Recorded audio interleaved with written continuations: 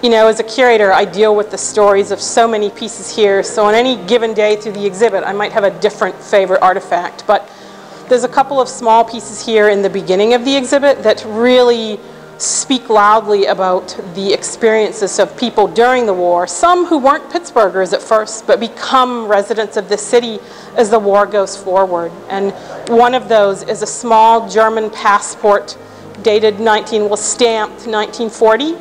The photos in it give you pictures of Barbara and her son Norbert Weikersheimer. Barbara is about 35 years old when the photo's taken. Norbert's 9 or 10. It's in a case related to other Jewish materials connected with the prelude to war. And in fact, as I mentioned, the passport's dated 1940, and Barbara and her son are Jewish, and they're trying to get out of Germany. What is in the case beside them is another passport. It's for Barbara's husband, Erwin. And in fact, if you look at the dates on these two documents, Erwin gets out of Germany the year before. In fact, actually about 16 months before Barbara and Norbert. And you look at them and at first you think, well, how could this husband leave his wife and son behind in Germany? And yet there's, of course, a larger story behind this. The family ran a dry goods store in a small town, not a large Jewish population in Germany. And as things got worse and worse, they had to close the store. They moved to one of the larger urban areas. And in 1938, in November, just a few days after an event that's come to be known as Kristallnacht, that is the Night of the Broken Glass, it was an organized kind of rampage throughout Germany where Jews in the country were attacked. Erwin, the husband, is arrested, and he's sent to Dachau, which was a concentration camp, but not yet a death camp at that time. But even then, I mean, Barbara and Norbert had no idea where he was. And because the camps had not totally become what they would be later in the war, after 3 months, Erwin is released. But his release is on the proposition that he leave Germany. That's how he ends up getting released. It's not an easy thing to do. He gets sponsorship in England, and he goes. I mean, he has no choice. He has to leave. But the arrangements are such that he can't take Barbara and Norbert with him.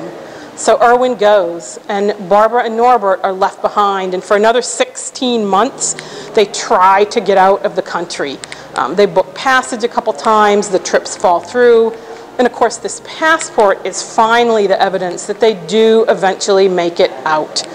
They flee through France, Spain, and Portugal to England, and the family eventually makes it first to New York, and then they have relatives here in Pittsburgh, in Squirrel Hill, and so the family will eventually settle here in Squirrel Hill.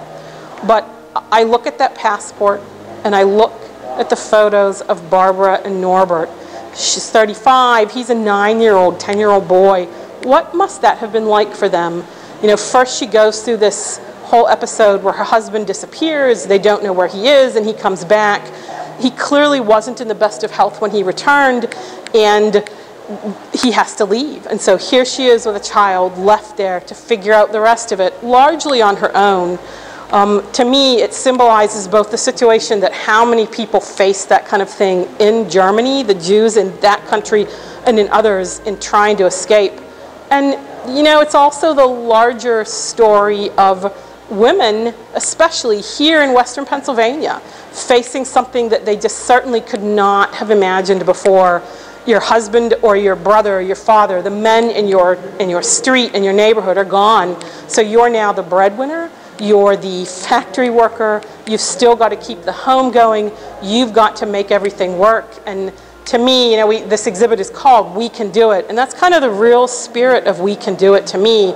These people who had to persevere regardless. I mean, they had to find a way to make it work, to keep going. And in the case of Barbara and Norbert, that passport symbolizes their chance finally to get out of Germany and start a new life here in Pittsburgh. They change their name. It becomes Weikers, not Weikersheimer. The collection is here in our Dieter Archives and Library today under the Weikers family. And it's just one more piece of this larger story of World War II and how it shaped the Pittsburgh region.